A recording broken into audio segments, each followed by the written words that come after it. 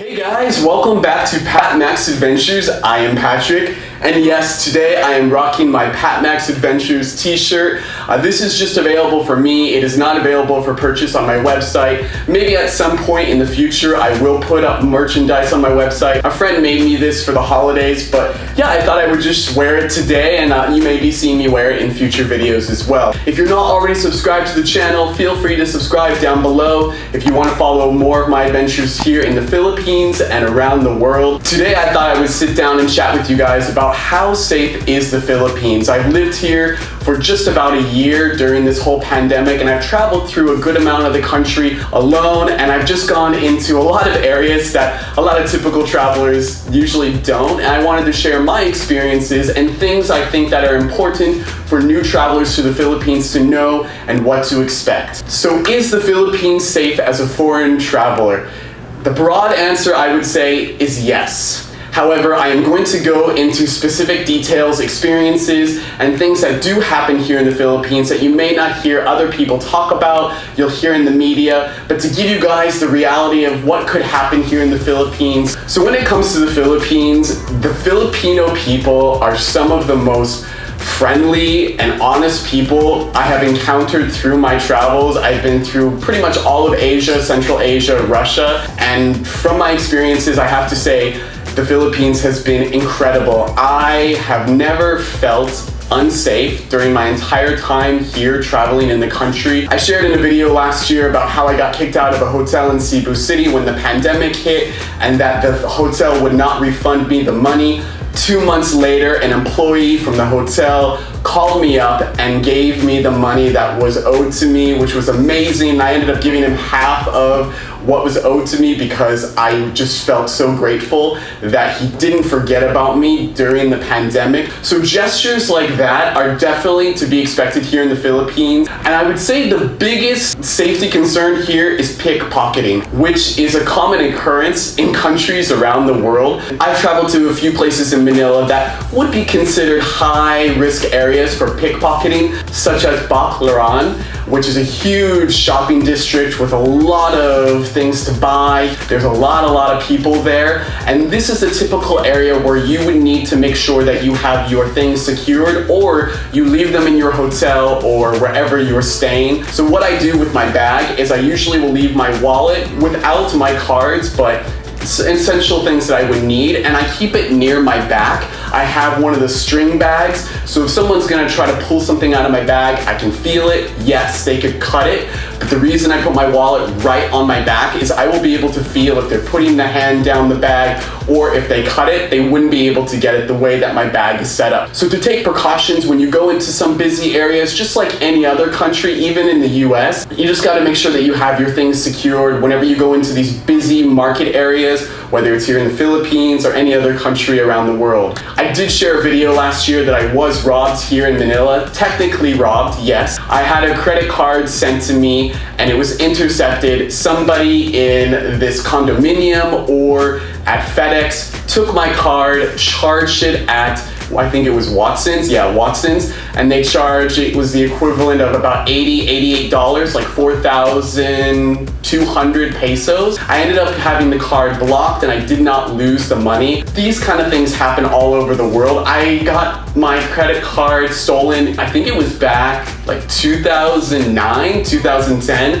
when I was at university in Hawaii. So this happens everywhere. The one thing I want to also share with you guys that a lot of people don't talk about, and I know a lot of people don't want to hear, but it's a fact and it's the reality, and that is terrorism here in the Philippines. Does terrorism exist in the Philippines? Yes, it does. And I became aware of a very well-known group called Abu Sayyaf. Back in 2018, I was traveling Malaysia in Borneo, and I was in Sabah. I was going diving off Simporna. There's the most incredible diving islands there. There's Sipadan, Mabul, the most incredible diving you will have anywhere in the world. It was amazing. Before going there, all the diving companies, I don't know if it's a legal requirement, but they kind of tell you that going diving here is a risk.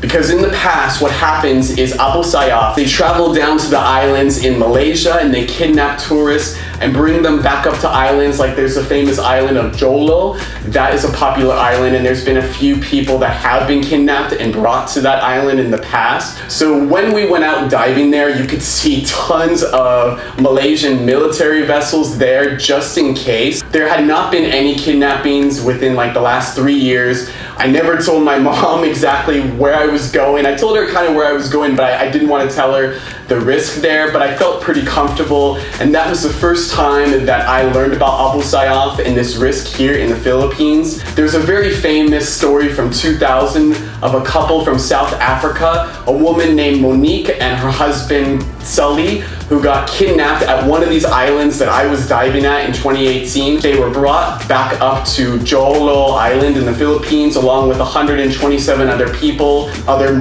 Filipinos, other Malaysians, and they were held up there for months. It's an incredible story. There's a few documentaries of their story online. I highly suggest checking it out. It really just gives you an idea of the risk and just the reality of Abu Sayyaf. Most people will probably think, oh, well, that was 21 years ago, so there's probably no more kidnappings going on right now, right? Unfortunately, that is not true. In November 2019, an elderly British man and his wife were kidnapped only for about a few days, but they were kidnapped by Abu Sayyaf. Mindanao is where a lot of Abu Sayyaf is located, or pretty much all of them, and it's from the west side and south. There's a very popular city in Mindanao called Davao. That is where the Philippines president, or current president, is from. Davao is very safe from what all my Filipino friends tell me. I've also met foreigners who have gone there who have said it's incredibly safe, and I've been told by my Filipino friends just to stay on the east side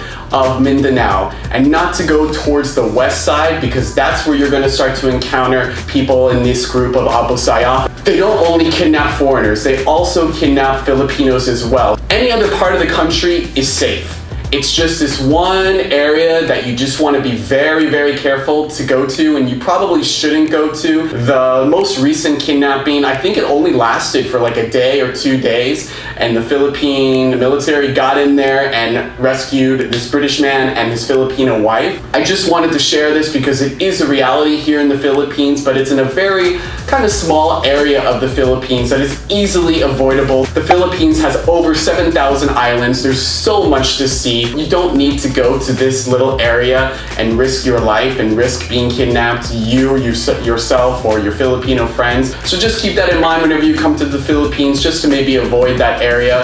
Other things I would say to just be aware of here in the Philippines is maybe being charged or overpriced, which happens everywhere as a foreigner. But the difference here in the Philippines, from my experience, is the taxi drivers it's always the taxi drivers, right? Doesn't matter whatever country it is, the taxi drivers always try to scam you. Here in the Philippines, they'll try to overcharge you a lot. And if you are able to research and learn what the local prices are, and you confront them and be like, no kuya, this is the price, they usually back off and then they will give you the correct price. From my experience from other countries that I've traveled to around the world, they've been more difficult, where I've had to be harder with them to finally get them to charge me the local price. But here in the Philippines, it's so laid back. They'll try to overprice you. Then when you confront them and be like, no kuya, no po, this is the price. And then they'll back off and be like, oh, okay. So that isn't a real problem. Overall, I would say that the Philippines is a very safe country to travel to as a foreigner. Just be a bit educated and aware as you travel around, just like you would any other countries. My motto is I would never do something in a foreign country that I would never do in my home country, right? So for example, I would never walk down a dark alley in my home country of the United States at 2 a.m. in the morning.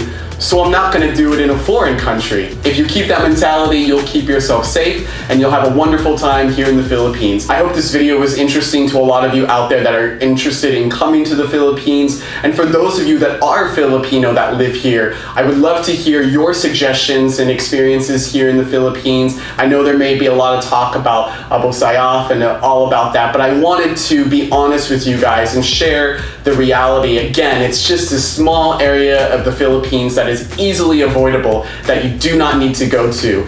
Other than that, this country is very safe to travel in. Thanks again for watching, guys. Remember to live every moment to the max. I'll see you guys next time.